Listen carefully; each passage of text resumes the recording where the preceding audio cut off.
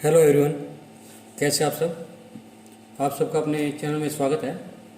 आज मैं आपको एक कहानी सुनाने जा रहा हूँ जिसका टाइटल है मूर्ख वैज्ञानिक। यह कहानी पंचतंत्र की कहानियों में से ली गई है जिसके लेखक हैं पंडित विष्णु प्रसाद शर्मा।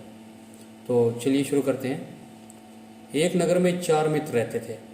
उनमें से 3 बड़े वैज्ञानिक थे किंतु बुद्धि रहित थे। चौथा वैज्ञानिक नहीं था किंतु बुद्धिमान था। चारों ने सोचा कि विद्या का लाभ तभी हो सकता है यदि वे विदेशों में जाकर धन संग्रह करें। इसी विचार से वे विदेश यात्रा को चल पड़े।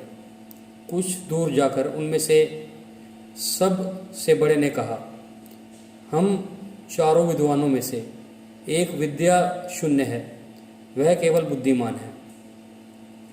धनोपार्जन के लिए और धनिकों की प्रसन्नता के लिए विद्या आवश्यक है। विद्या के चमत्कार से ही हम उन्हें प्रभावित कर सकते हैं। अतः हम अपने धन का कोई भी भाग इस विद्याहीन को नहीं देंगे, वह चाहे तो घर वापस चला जाए। दूसरे ने इस बात का समर्थन किया किंतु तीसरे ने कहा, यह बात उचित नहीं। बचपन से ही हम एक दूसरे के सुख दुख के भागी रहे हैं। हम जो भी धन कमाएंगे उसमें इसका भी हिस्सा रहेगा। अपने प्राय की गणना छोटे दिल वालों का काम है। उदार चरित्र व्यक्तियों के लिए सारा संसार ही अपना कुटुंब होता है। हमें उदारता दिखानी चाहिए।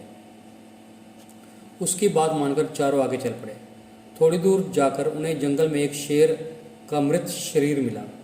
उसके अंग प्रत्यंग बिखरे हुए थे। तीनों विद्याभिमानी युवकों ने कहा, आओ हम अपनी विज्ञान की शिक्षा की परीक्षा करें। विज्ञान के प्रभाव से हम इस मृत शरीर में नया जीवन डाल सकते हैं।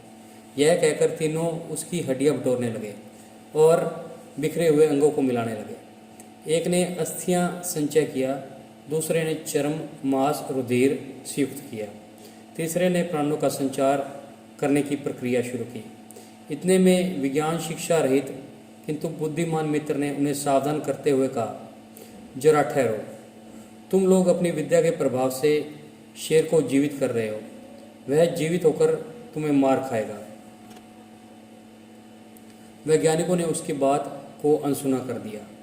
तब वह बुद्धिमान बोला, यदि तुम्हें अपनी विद्या का चमत्कार दिखलाना है तो दिखलाओ, लेकिन एक क्षण ठहर जाओ, मैं जरा वृक्ष पर चढ़ जाऊं।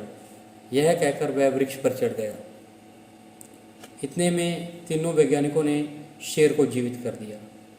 जीवित होते ही शेर ने तीनों पर हमला कर दिया और तीनों को मारकर खा गया। अतः शास्त्रों में कुशल होना ही पर्याप्त नहीं है।